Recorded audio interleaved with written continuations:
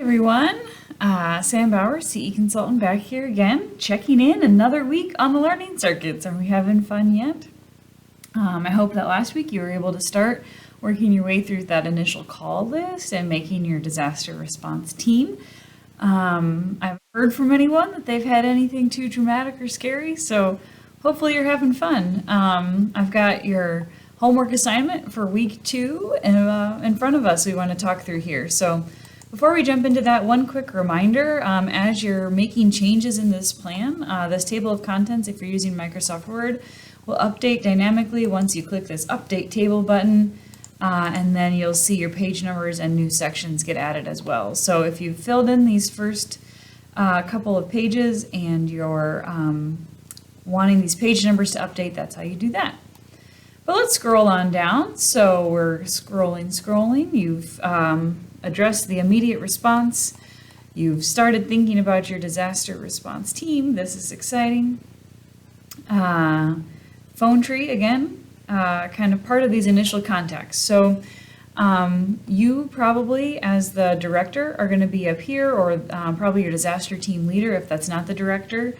Utilize a phone tree such as this one to make sure that staff are aware of changes that might be happening based on the emergency that's in place. Should they come to work? Should they come to work with masks? Should they plan to work from home? Should they come to work if it's safe? This kind of thing.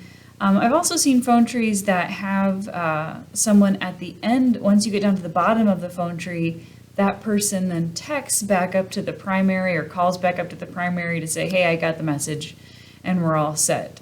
Just so that you can make sure it doesn't turn into a game of telephone, kind of in that old school sense of the word. But use what makes sense for your organization. A lot of our smaller libraries may not have anything with this many levels, but you might, again, depending on the size that you are. So today we want to talk about these emergency services and the insurance section. So these service contacts are going to be folks that you can reach out to in case of a non-emergency, people to be developing relationships with. We heard at the learning circuits, if you were there, the importance of working with your local county officials to develop this plan. And so we've got that person and phone number here.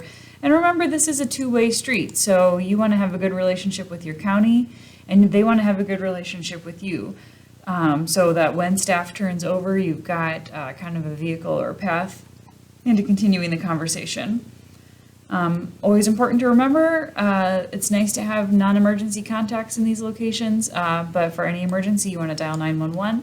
911 dispatchers will get you to the right person, whether or not they're working today or if they're on vacation. They'll be able to route you to the right kind of help that's closest.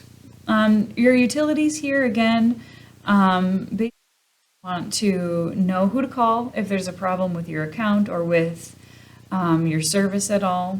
And this is important for everyone who has access for your emergency guide to have access to, because you may be on vacation when the water won't turn on, and we've got to figure out what's going on with that. This other services list I think is going to be kind of a fun one. Of course, some may or may not apply to your library. Some may seem like overkill, and that's fine. You can delete them if they're not needed. Just right click on this row and choose delete. Up here, choose delete, and you can delete that entire row if you don't need an architect on your list, for example. But some, like Exterminator, probably every library will be glad to know that they have someone on call when they've got a bug problem. Just go through, fill out this whole list. It's all pretty straightforward. Down to the insurance section. So in this case, Iowa's in kind of a unique situation because many Iowa cities are members of ICAP. The website is listed there. You can check that out. Talk with your city about whether or not they are, and talk with your city about any other policies that might be in place on city buildings or city property, because your library's books and furniture, all of that city property, of course, and so the city will ultimately kind of be responsible for that. So, but note who at the city you've worked with on your insurance, whether that is ICAP or something else, or if you have other policies, note that here. And particularly, you do want to note procedures required in case of emergency or loss. Do they need photos? Do they need photos within a certain time period? Are there forms to fill out, people to call? But basically having that information documented in case whoever is kind of leading this effort is not available, whoever picks up this plan has a sense of that. Your integrated library system, or your ILS, should be able to give you a sense of what value there is, monetary value there is in your collection, because that will feed in the insurance claims that happen. You can work with the ILS vendor to get that report if it's available.